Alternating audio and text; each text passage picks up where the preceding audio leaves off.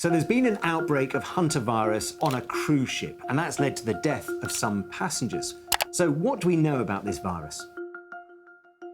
What is Hantavirus? Well, Hantavirus, it's named after a river in South Korea, and that word, Hantavirus, really describes a sort of family of viruses. Around 20 viral species have been identified, according to the World Health Organization. It's not just one infection.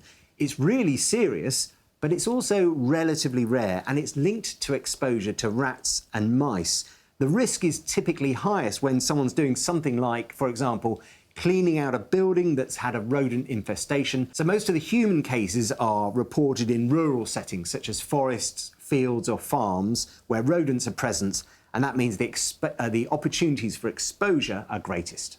Where could this outbreak have come from? That's a really, really important question, and the answer is we don't yet know. All the cases are linked to this cruise ship, the MV Hondius, which set sail from the very southern tip of Argentina at the very beginning of April.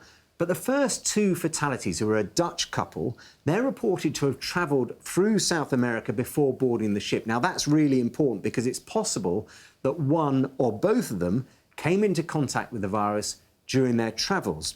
And one version of the virus, known as Andes virus, that's been identified as causing infection in humans in both Argentina and in Chile. So, for example, in late 2018, there was an Argentinian outbreak that was traced back to people who'd all gone to the same party. A single person with the virus led to 34 confirmed cases and 11 deaths. How does it spread? Is it airborne? Yeah, it is slightly airborne, so it's transmitted actually by rodents, typically rats and mice, through their dried urine and the droppings, which are then blown into the air and inhaled. That's where it is slightly airborne. So mostly, yes, it is spread from rodents, but there have been these relatively rare cases of human-to-human transmission of this virus known as the Andes virus. What are the symptoms? Well, the virus can cause two really severe illnesses. The first is called Hantavirus pulmonary syndrome, and it often starts with sort of flu-like symptoms, really. You can get fatigue, fever, muscle aches, then followed by headaches, dizziness, chills, upset stomachs. But then, this is where it starts to get very serious, you get respiratory symptoms develop. So, for example, breathlessness. And the mortality rate associated with this type of illness is around 38%. So more than a third of the people, according to the Centre for Disease Control in the United States, will die if they get that type of the virus. The second illness is called hemorrhagic fever with renal syndrome, and this is even more severe and primarily affects the kidneys. So later symptoms can include low blood pressure, internal bleeding, and also acute kidney failure. The mortality rate for this version is 50%, so half the people who get it are likely to die. Who should be more worried? Is it more dangerous if an old person catches it? Well, obviously, if you're older or frail, or even if you have underlying health conditions, any sort of serious infection like this could have devastating consequences. So it's pretty serious, however old or young you are. How do you test for it?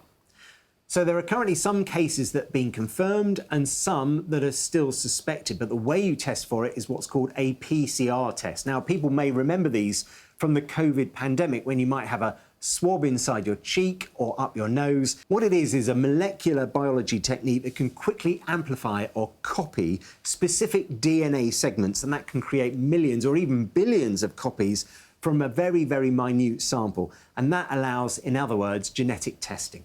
What's the treatment if you do have it? So there is no specific treatment or indeed vaccinations for hantavirus infections. Instead, medical teams will be supporting and treating the symptoms of the infection, things like breathlessness, for example, and that's called supportive care. So that might include everything from oxygen therapy, mechanical ventilation, antiviral treatments, even dialysis if you have the most serious version of the illness, which can affect your kidneys. So, will we have another lockdown? Is this like coronavirus 2.0? It's obviously still a really serious situation for those who remain on board the cruise ship. There must be a lot of worry about more cases emerging among the remaining passengers and the crew on board. But the World Health Organization says that currently the risk to the global population is low. But public health experts are going to continue to monitor and assess that situation. That risk assessment will be updated if they think it's necessary. So at the moment, no, I think we are a long way from a lockdown, and this really doesn't look like a coronavirus moment. It's understandable why people might worry about that. We all remember the beginning of the COVID pandemic when cruise ships in particular seemed to be vulnerable to infections like this, but I'd say we're still some way off that kind of emergency.